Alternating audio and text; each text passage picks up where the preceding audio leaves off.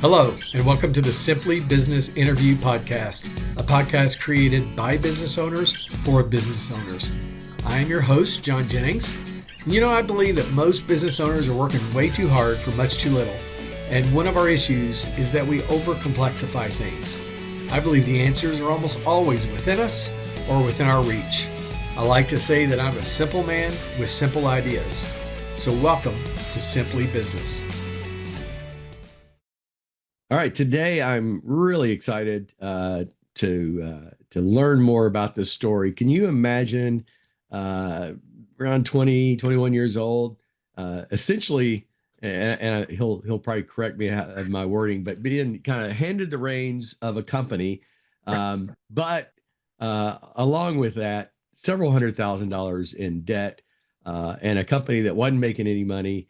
A lot of people would probably would advise someone like that to just file bankruptcy, go on to college, forget it ever happened. But this guy, as he'll say, turn lemons into lemonade, and Right. Has done something amazing. So we have Mr. Fence, Shawn King, on the show today.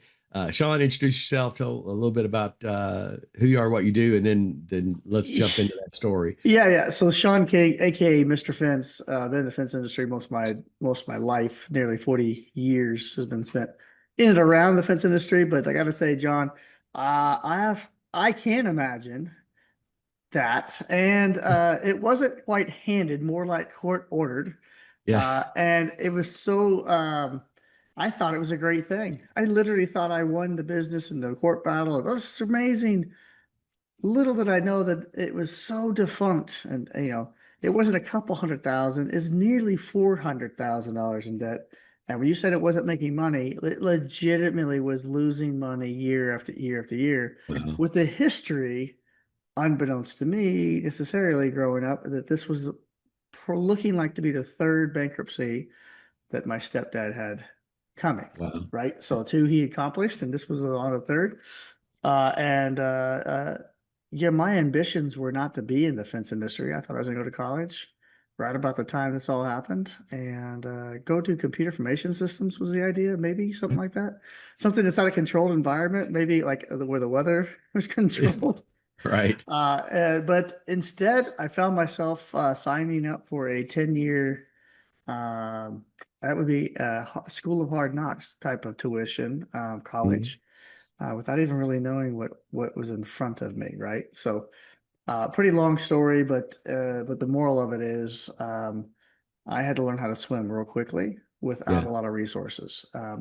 And most of my, I don't want to use the word success. Most of my ability to claw my way through that had to do with being naive. In other words, not Mm. knowing how bad it was, not knowing that there was alternatives, right? Like not knowing anything just means you just kept putting one foot in front of the other, Mm. dealing with the debt collectors, dealing with the IRS coming in to shut you down, dealing with team members trying to sabotage you, this crazy stuff.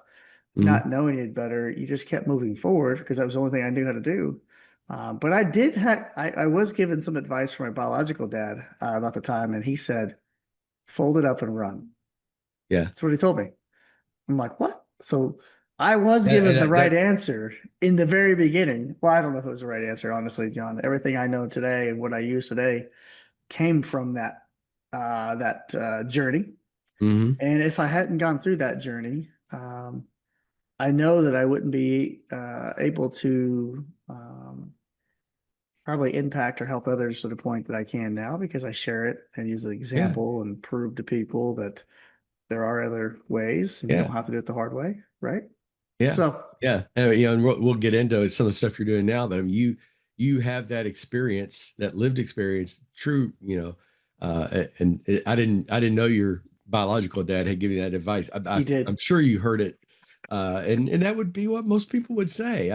Probably 8 out of 10 people on the street would probably say the same thing. If, uh, Yeah, or they would just fold anyways, right? Like yeah, the type of pressure that I was under, missing payrolls, not getting paid for extended period of times, and just thinking that if I could just sell the next job, get that deposit, and live off of that deposit. So we were so in front. We were living off every yeah, deposit. you can imagine. You were kind of running a Ponzi scheme for a Oh, while, right? You big were time. There's no taking money doubt. in. No, Yeah. there's no doubt. Like we were on a prayer, right? Yeah. And we would just get just enough to keep us alive. Had I made some better decisions in the first few years, it wouldn't have been a 10-year struggle. But I continuously made mistakes, investing or spending money in the wrong direction. Hmm. Some of it, some of those were accidents that led to great lessons. Yeah. But I will tell you that most of those lessons I didn't learn the first time. If I look Yeah. back now, I can watch the journey and I'm like, oh my God, how many times did I do that similar type mistake? Right. And really, most of it was around a couple of key factors. One, not charging enough money. Two, not focusing on a less is more type product offering. Right? We were selling anything and everything. If you would pay me, I would do it.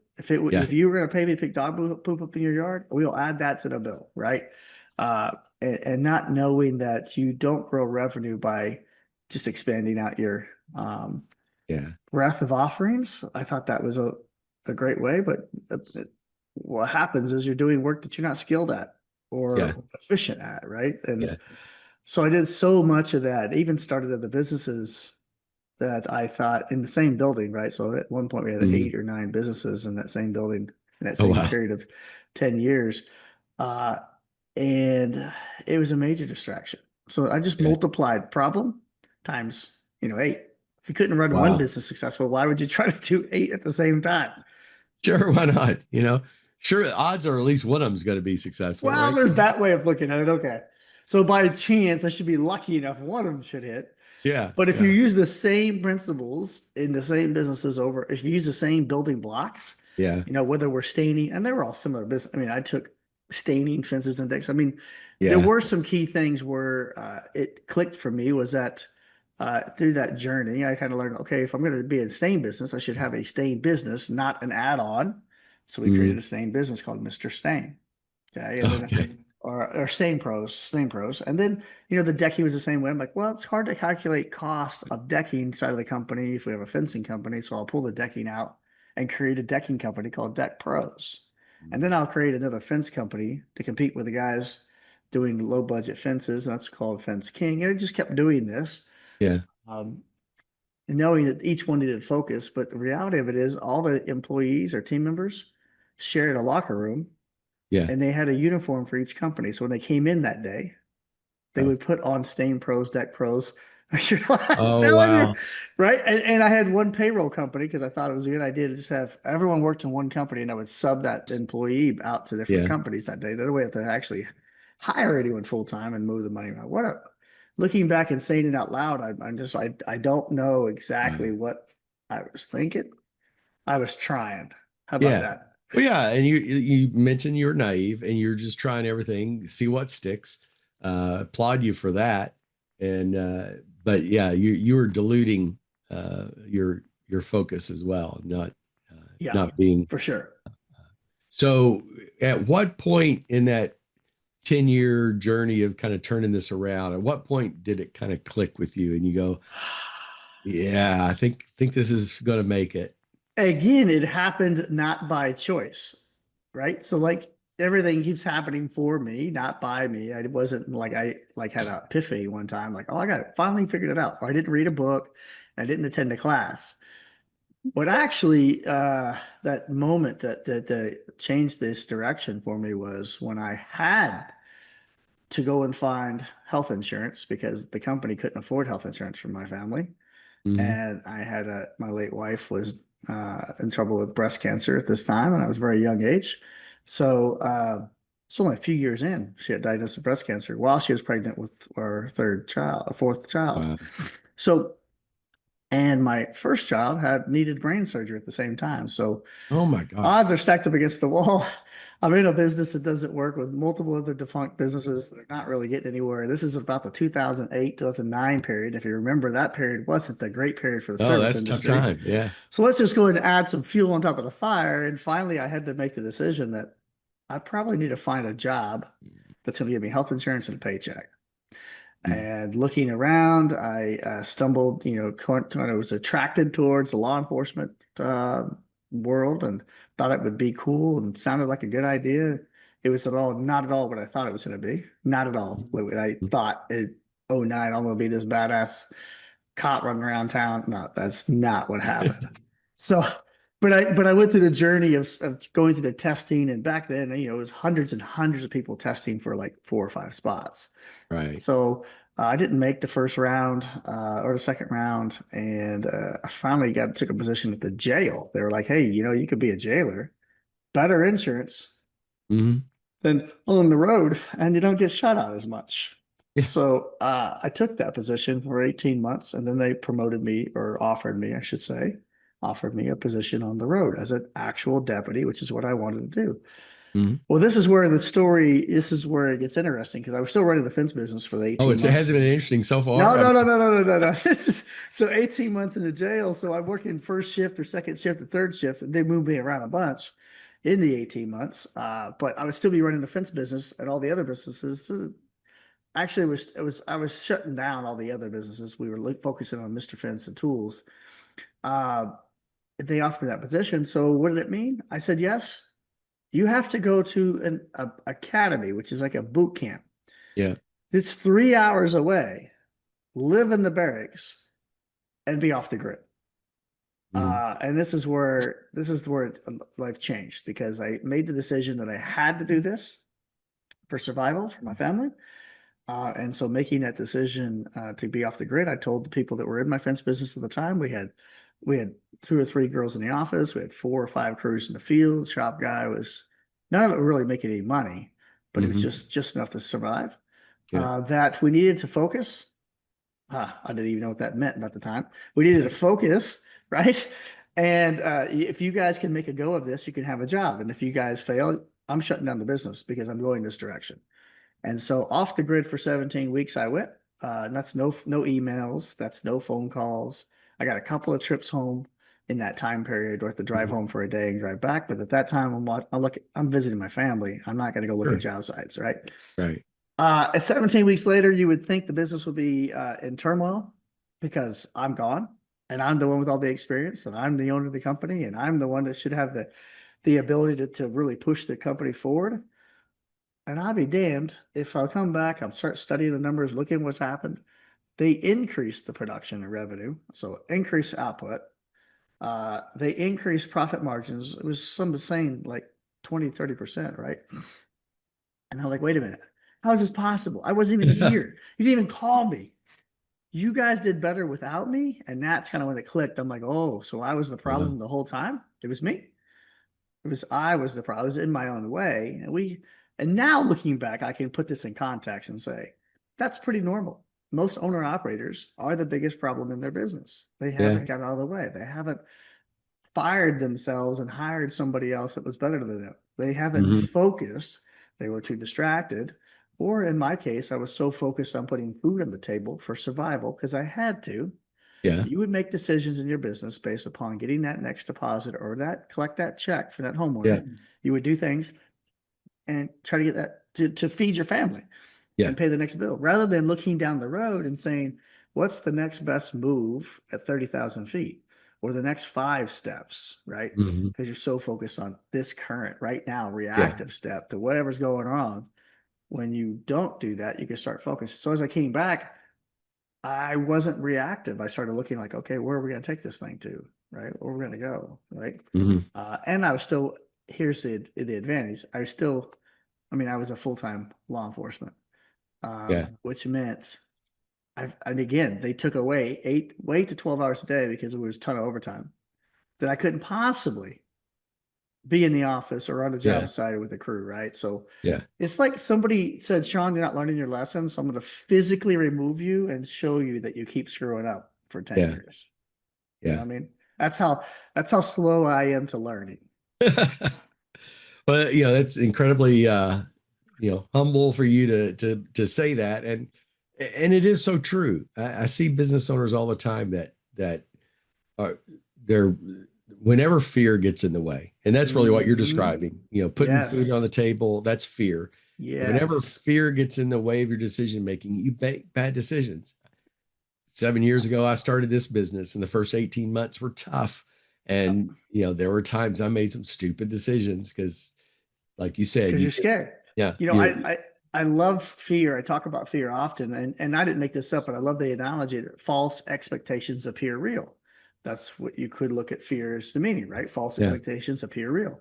What does that really mean? Well, here's a great example. I just talked to somebody about this yesterday. In our fence industry, in all the years I've been in the fence industry, one thing I've never seen is the one thing everyone's scared of. So the one thing I've never seen yet is the greatest fear we have in the entire industry that I've seen. Okay, that's holding more people back. And you'll say, what is this biggest fear that I've never seen happen? So it's false expectations appear real. We all are in the defense industry. It's constant pushback. I cannot charge any more money because my competition will get the work mm, and I'll lose out on jobs and then I'll go broke. So what they're saying is if I raise our prices, I'm going to lose out on work and I'll go mm, broke. The reality of it is, to this day, I have yet, and I challenge everybody in our fence industry that I talk to, show me one company that has ever gone out of business for charging too much money. I'll mm, wait. Show me. Go look at the flip side of that and say, show me how many fence businesses have gone out of business because they didn't charge enough money. Oh, that list yeah, is easy and that's yeah, long, right? So we're right. literally scared to death of the one thing that's never happened. And the alternative is we're going to do the one thing that's guaranteed. We're going to lower our prices and discount to the bottom line and Yeah, run the bottom out of this thing because we think if we just put more work in the system, they'll yeah, start making money, right? yeah. I mean, these are We some of call the that things the that race clicked to the for me. bottom, right? Ah, right. And in the beginning, I remember doing 10% discounts in the winter. Like as a fence business, the hardest time to build fence for us is in the winter. You either have snow on the ground, frozen ground, guys are cold, uncomfortable, equipment's not Sure. working, mud conditions, and we're going to discount the job 10%. You're going to lower it. So the best profit margin we've ever seen is, a net, if it, for us was a net 10%. We're going to give away 100% of the profit, Oh, wow. increase our chances of having a job go south by, I don't know, 1,000%, like, and think we won something. Like that was a problem. Yeah. And I and we see other people doing the same mistake, and I'm like, oh, I've been down that road. I give this advice to my clients a lot. When I sense this same issue, I'll give advice that someone shared with me once is don't ever underestimate the value of what comes easy to you. Ah, yes, You right. know, Well, that can be relative to trying to charge what you are willing to pay. Right. yeah, So what your value, what your yeah, experience, like if you think it's because it's easy for you, you want to charge less. I've seen guys do that. Like, oh, yeah, I can do that in an hour. So I'm right. gonna charge them for an hour. What? That's a That's a 10-hour 3 hour project for job. somebody else, Yeah, right? Like you need to be yeah, charging the equivalency of what that value is because you have the equipment, you have the training, you have the know-how. You're gonna discount that to the consumer. And yeah, oftentimes I get, well, yeah, because they're putting their world in perspective, saying, well, I would want someone to do that for me. yeah, I get that, but you get to run a business, you need to be willing to actually flip the script on that. And when you have someone working for the service industry for you, be more than yeah, happy to pay them what they're asking. yeah, Okay. You can't do this both sides. You can't be like, I want the cheapest landscaper possible and you're in defense business, but I want the best results. yeah, exactly. How does that work in your business? Yeah. It's no different. Yeah, I had a client just talking to you yesterday, and she had a prospect that was being real vague with her and wouldn't commit, and they said, well, we need an estimate, and she just highball, she added 20% to her Mm, highest rate and just threw that out there, like, if you're not going to give me more, more be more specific, I'm going to give just to you throw it out there. I'm just Yep. going to throw a crazy number out there. You know what? They came back and went, They took this it. looks pretty good. We just probably need to tweak a couple things. It's amazing when that happens. You're like, Yeah. what? She mean this whole time I've been underbidding it? Pretty Yeah. much. Yeah. Yeah. Yeah. I mean, So yeah, people buy on value more than price. It's just absolutely. it's We always say that people, they make their decisions emotionally. Do they trust you? Do they believe you? Do true. they, they make their decision emotionally, then justify it logically. Logically, So just they'll, afterwards. yeah, Yep. afterwards. So they'll say, man, that Mr. Fence guy, he knows his stuff. He's 10% more than everybody else, Yep. but boy, I and want they'll, that. yeah, and I think that's absolutely the case. And I don't know if you're 10% more than everybody else. I just made that up. That's actually weird that you say 10. A lot of times when I talk to people, I hear 10, oh, we're 10% higher, and we were typically 10% higher. I don't know why that number's consistent when we have this conversation. It's not always 10%, but it's used as a reference all the time. But we'll show people roadmaps how 10% can be bridged real quickly by just providing the a value, the features and benefits, right? So the value by solving their problems, like less selling, more solving. You can bridge that gap pretty quickly, right? And so, and if you look at service industries, my experience has been most service industries that have materials and labor involved and overhead, we're seeing, a good business might actually net out 10%. Right. So if we're talking, that's a differentiator between you and the competition. That's 100% of your profit. So there's no room to cut. If that's like, I don't think you should be in the business making 2 to 3. I did that. It doesn't work. Yeah. Right? Slowly, you can't recover from any type of problem.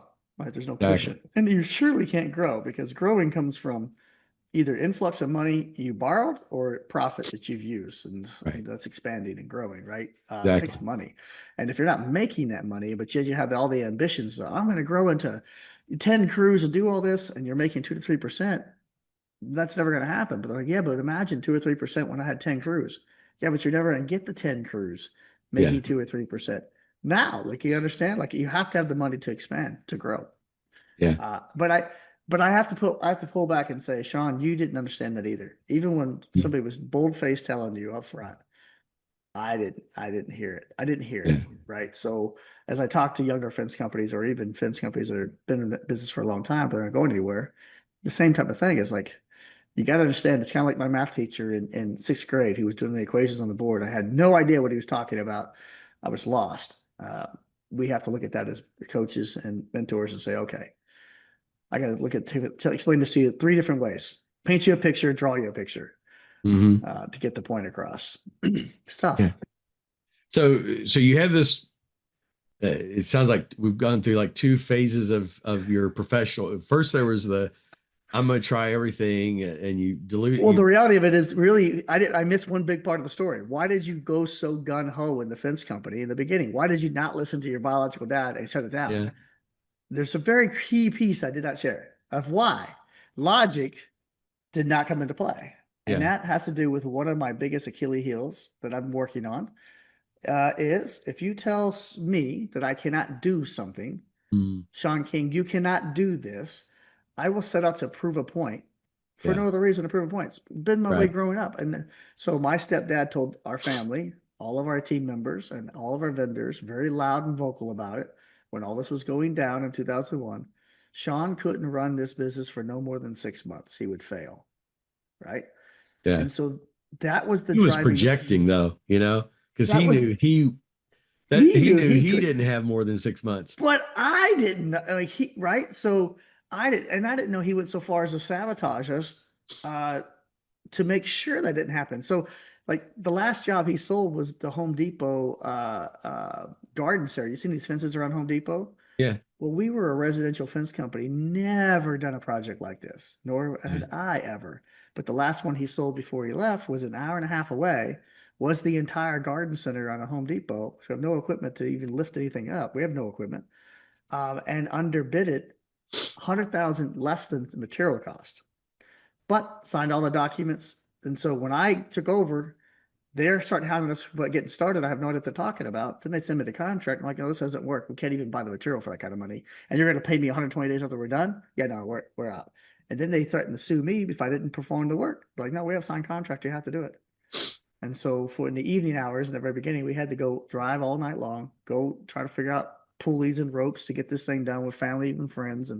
But it was all because my point is, I was told you can't do it.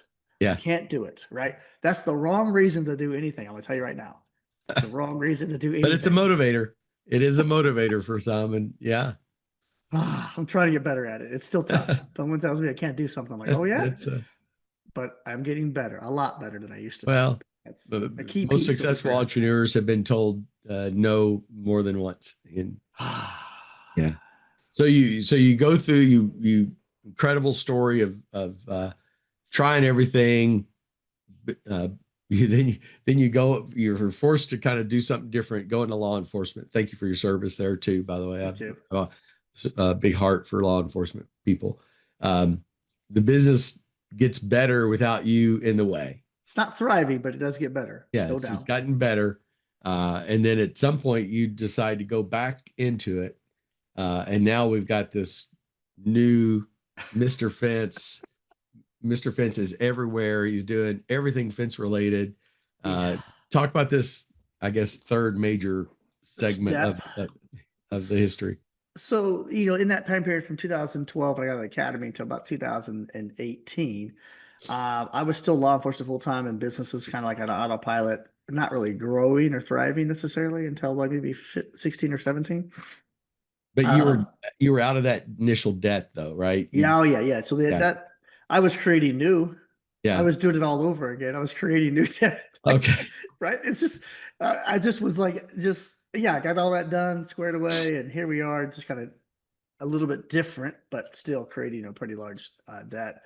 But we were scaling the company from $1 million company to 3 to 4 million, and in a short period of time, and so that does take debt or Yeah. cash flow, right? Or I'm sorry, cash profit. So as we started getting into that, in law enforcement, kind of was teaching me that my passion wasn't being a cop, and my passion probably isn't building fence necessarily. Mm, And albeit I like to really turn the knobs and dial in a business, may not be my passion. What I did in law enforcement most of was teach. mm, So I became a field training officer, FTO, and then a PTO, police training yeah. officer. And what I found was I really loved that, to the point that I did never promoted. I never tried to promote, never tried to become a K9 or a detective. I didn't try to do anything, no sergeant position. And I remember getting asked by my superiors, why are you not trying to promote? You do a great job. But, Yeah. well, as soon as I promoted to any one of those, I lose out on being an FTO. Period. End of Right. story. You're over. Yeah. Can't do that in both. And so my passion was helping the young rookies come on board, and they would take them under my wing, and we have protocol we work through and teach them different runs and talk way through it. So I learned a lot about myself, is that is what excites me. Seeing a light bulb go Mm, off, encouraging others, watch them learn and win. That encourages me. So I started doing a little bit of that into the fence industry because I had a story to tell. I had yeah. history, I had a lot of lessons, and people were starting to reach out to me and ask me for, like, hey, I see Mr. Fence is blowing up. Could you help me? And yeah, yeah, yeah, yeah, yeah, because that's what I love to do. And I did more of that, to the point where I'd be sitting at the kitchen table for an hour on a Zoom call talking to a company in another state, some young kid who's telling me, I can remember one guy was just about crushed with $30,000 of debt. He's like, I don't know what I'm ever going to do. I got $30,000 of debt. And I remember he'll tell you today, he'll tell you, I looked at him and laughed and said, that's cute. And it changed his world. It's like, you literally told me that was cute. I'm like, well, yeah, for what I had and what you had, like, this is what you think you're gonna die over, like this.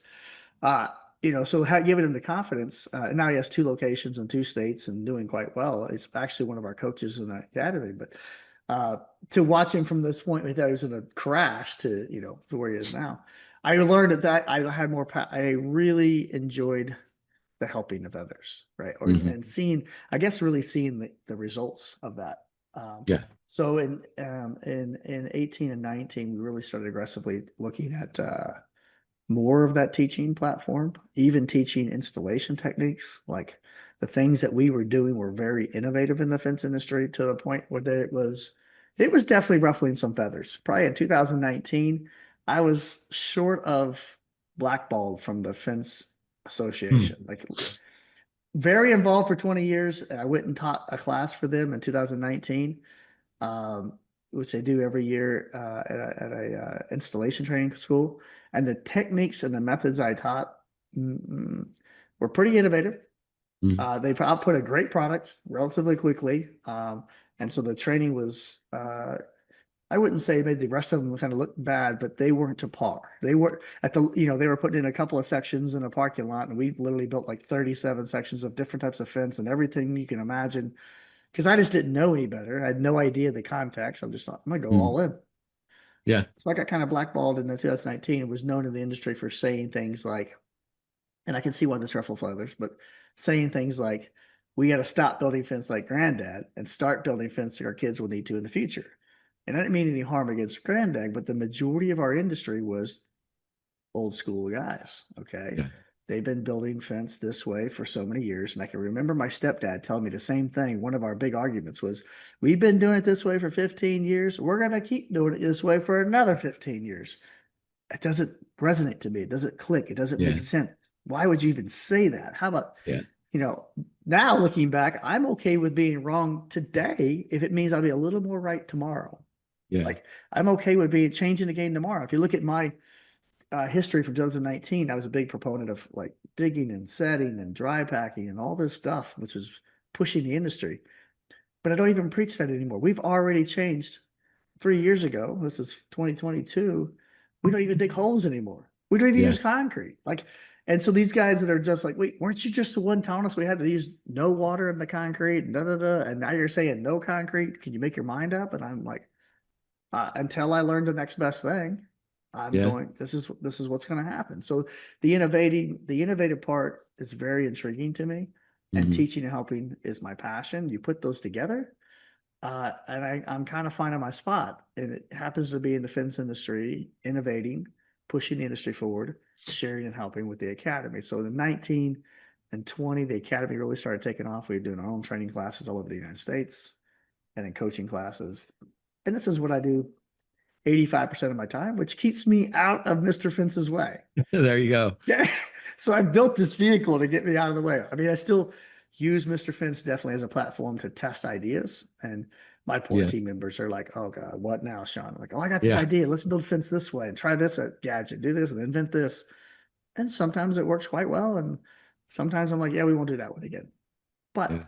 it's like my playground. I call it my fence lab, right? And I like that. they would I like rather me that. just leave the fence lab alone. But my reality is, how do I vet and test these ideas? If I'm not physically building fence every day, um, I need to have somewhere to test these theories out, these ideas out, and push the envelope forward, even though there's some things that may contradict literally what I said 4 or 5 years ago. And that's fine. And we Yeah. have YouTube content out there that you'll hear me talking about on YouTube that you can't drive post in the residential backyard. It'll never happen. I leave the video up and people say, well, I watched your video. You said you can't do it. Now you're promoting all over the country. You can do it. Yeah. I leave it up. I want you to watch it because I want you to see the progress, the innovation, and the fact that it's okay to technically be wrong, to be a little more right. Like, that was part of the journey. I had to learn that. Yeah. Every reason why I said you cannot do what we're doing now is on that video. You can't do it because of utility lines. You can't do it because of rocks. You can't do it because of the equipment. You can't do it because of the. Now I teach a class called the iDrive Power System that says, give me every excuse, which includes those, and then I answer every one of them and solve them. Like, I have a reason, I have a solution for the utilities, I have a solution for the rock, I have a solution for. I just didn't know those solutions that fair. I didn't know them back then. Yeah. Now we know them. So you can't be naive and say, well, I'm ignore that fact. Yeah. Right. So that's where I'm at now. I don't know where So I'll be in now many years. you still have the original Mr. Fence, and you Yes. have you also sell these tools and things that you've kind of Yeah. perfected, and then you also run the academy and coaching. Yeah. Did I miss anything? Is there? That's what I'm trying to focus on. Okay. I had some other You business. probably have five So I other. went into a landscape world for a few years between 17 and 23. Disastrous. This is Okay. going to cost me more money than anything I've ever done wrong. Right. This is a big bill. As I closing this down, not filing bankruptcy, but there's about $1 million that went south in that approximately, as I'm trying to untangle that mess. Uh, but so now I'm really trying to focus on the fence business, the coaching and the tools. We do have a little bit of work. We're working with some franchises, trying to expand some things there. And Yeah. we have some innovation, some patents on some methods in another business that are fence related, of course. Yeah. But the primary focus is definitely the fence business, Mr. Fence and Mr. Fence Academy. which includes Mr. Finn's Tools. Um, and those businesses or Tools and Academy is literally at a level revenue wise, it's almost bigger than the Finn's company at this point. And team Yeah. member wise, there's probably more people that work for on our team in the tool side that even work on the fence side. Oh, wow. There's, as I go into these two different locations, they're completely independent, different locations. It's like yesterday I walked in there and I was just amazed at the number of people that are just busy. They're working their tail off. Everywhere you look, you got guys that are packaging. You got people over here that are cleaning. You got people over there that are running machines and routers and plasma cutters and CNCs. And you got guys on computers and you got Mhm. welders. And then you got guys that are powder coating that are running the powder. And you got guys that are rebuilding engines and literally building trucks and stuff. And I'm like, this is all happening in one building. And I look around and I'm like, this, and I don't ever show, I mean, I don't do any of that. So Yeah. like, I don't have I don't run any piece of equipment, don't sell anything, don't build anything, don't package anything. You have to put people in those places. But as I Right. looked around, I'm like, wow, this is scary, first off, because this takes a lot to keep running. This animal needs to eat, Yeah. right? So, albeit the sales look great, if those were to drop, what do you do with all these people that all have great jobs, that love what they're doing? They're doing a Yeah. great job at it, right? Yeah. My stress is, okay, how do I keep this? How do we keep feeding this machine, right? And that comes through constantly innovating, because there's products that we don't sell anymore that we were our biggest product. Mm. And now it's not even sold. How'd that happen? Right. Well, we learned and moved away from that product. Now we have this product. So we listen to the industry, and I got to stay on top of that because the same product that's the biggest product for us right now might end up being never sold in 2 years. And if Yeah. that's what's feeding everybody, you got to be in front of it. So a little bit of stress, understanding like, how do I keep this thing moving? And a lot of it has to do with me preaching and teaching. So as I continue to preach and teach, we learn and then I get exposure. And people understand because there isn't a fence tool store that exists other than us. Like, we're not Mm. selling what Home Depot and Lowe's, we're not making hammers. Right. Okay. We're not making batteries. We're making, I would almost say, like widgets and jigs that make building fence faster, more accurate, and easier, less stressful, Okay. more efficient. But they don't exist anywhere. So, Yeah. most of what we build in house is just ideas and things I come up with. To take the dumb out of building fence, uh, to simplify the process so that we can win. So the biggest challenge is not building fence; it's just running the fence business, right? We can get Right. away from being craftsmen and simplify the process by how we do it. Really fascinating. And you know, you've, you have scaled, after making your mistakes Very and slow. trying a lot of other things, you've scaled in a way that is really rare. You just don't see people smart enough to go, you know what? Our And niche is fence, I don't know if I'm ever smart. I don't know if you should say I'm smart enough. Yeah. Maybe lucky. Well, you tried and failed and kept There we coming go. back to your roots. You There we kept go. coming back going, you know what? The fence stuff seems to work. The Yeah. decking and the Oh no. staining and I think when first time we talked, I've known fence people who've gone into power washing and Yes, we did that too. landscaping. Yeah. And because it Snow all is plowing, adjacent, but it's not chimney the same cleaning, skills. all of it. We did Oh it. wow, chimney. I hadn't heard that one. Yes, the cleaning the ovens in the restaurants. But what in the world? Ah, I don't know. It was. Well, you are well I, you I you even have started a car wash business called Mr. Detail. Built a facility. I swear, I'm not kidding. About built a facility. We would detail cars and put ceramic coatings on. Didn't work out well. wow. So, Uh why? that's Because I needed to detail my trucks. I'm not kidding. We started a business for lifting trucks because we were spending so much money lifting our trucks and tires that if I yeah, just bought my own business and did that, I could buy wholesale pricing for the wheels, tires, shocks, and then put people on staff to maintain them. Did yeah. that too. Bought no. What? Well, you're an inspiration in the sense that you you've managed to you know Survive. survive and thrive 25 years in, you've done a lot of things. Yeah. You got looks like a great team. I told you, I went out and watched a bunch of your videos, and you do a great job on the videos. Anybody that wants to do training for whatever industry, Yeah. should take a look at how you do yours. They're very well done, and I commend you on that. Thank you. I don't know if that was just a natural thing or some Yeah, good advice, but these videos are pretty well uncut. Like when you yeah, say roll, I just start talking, and my immediate team's like, I don't know how you just do that. It yeah, just pukes out. No script, yeah. no hate. I just go. I just start You, talking. you It's you because got a I'm gift. passionate You've about got a teaching gift people. there, and you've landed. Where your gifts are, and I think we share some similarities there because I was in the IT world, That's true. and I always enjoyed training and taking broken things and figuring out more Yep. so than Make 'em running a better. help desk or a data center. I mean those types of things just would No. bore me to tears. But Yep. give me a team give me a team of kids right out of college and have me train them up and get them, build them. I love doing stuff like that. And so That's awesome. I ended up 7 years ago going, you know what, I enjoy this, Yeah. doing that stuff a lot more than building It's technical fun when you widgets. find your passion, right? It is. It's And fun. It is it's definitely makes it decreases a little bit of the stress. it does, and I don't quite buy into that line of you find your passion, you never work again. I'm working my ass I off. work my butt off. Yeah.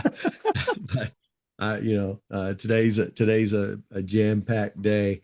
Yeah. But and with my sinuses, like you're saying, I'm probably running 80%, but I still have a 120% day. And That's right.